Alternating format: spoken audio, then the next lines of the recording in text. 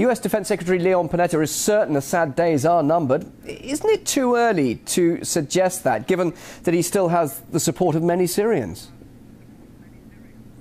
Absolutely. What you have in the United States now is you really have a conflict between two policies. On the one hand, you have Susan Rice, Samantha Powers, President Obama in a very aggressive regime change mode to get rid of the president of Syria. On the other hand, if you look at General Dempsey's comments, he continues to say that this is not the right moment for the military to intervene, that we need to have diplomacy, we need to find other ways to resolve the crisis.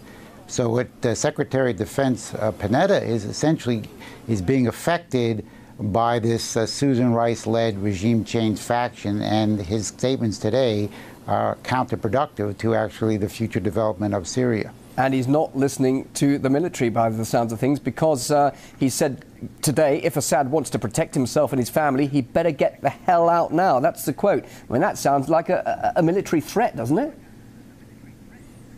It certainly is a threat, and if you look at what he is saying, that it's again paradoxical, because he's saying we have to keep the Syrian military, the Ba'ath military, in check, in power, when President Bashar Assad is removed. But yet, the conditions on the ground, the U.S. is supporting absolute chaos and destruction. So there's not going to be any stability. It is now publicly known, and it's been publicized on the front pages of the New York Times, that Al-QAEDA is very aggressive in this Syrian opposition. And in fact, Al-QAEDA wants to have a Iraqi, Syrian, Sunni Al-QAEDA force to take on the Shia. So this is going to cause massive chaos and destruction in the country. And then Secretary Panetta says, no, let's try to keep the military enforced to not repeat, admittedly, the most stupid mistake we made in Iraq. But it shows you that there's no thinking, there's no forward policy coming from the U.S. to help this situation. And it's ironic, isn't it, when he says keep the military in power, when at the same time the US are accusing the military of massacring its own people, along with the aggressions committed by Al-QAEDA. Exactly. It's a confused, contradictory policy. I don't think Panetta himself has a policy.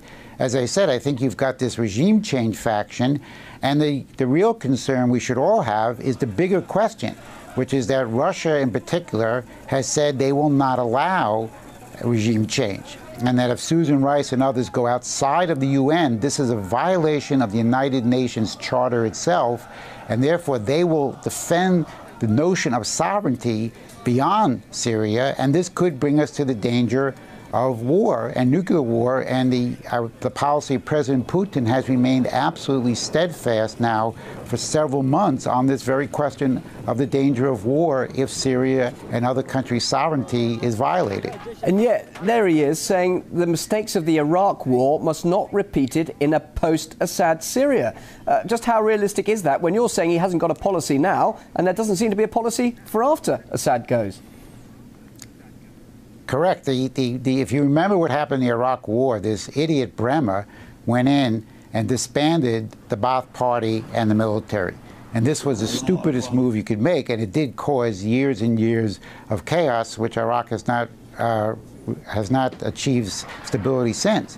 But your point is correct. How do you say we should get rid of the president and get rid of the government, and yet we're going to keep the military intact, and yet our major allies in the streets is Al-QAEDA, and it's Al-QAEDA is supposed to be our #1 enemy from the 2001 attacks in the United States. What you really have is you have Saudi-funded, and other countries are funding not only the Muslim Brotherhood, but the more extreme Salafist, and Al-QAEDA gets money from the Saudi charities, and that is the force that we in the United States are stupidly aligning ourselves with. So you couldn't ask for a more confused and silly policy, except it brings about a danger of war, which makes it very serious and not so silly.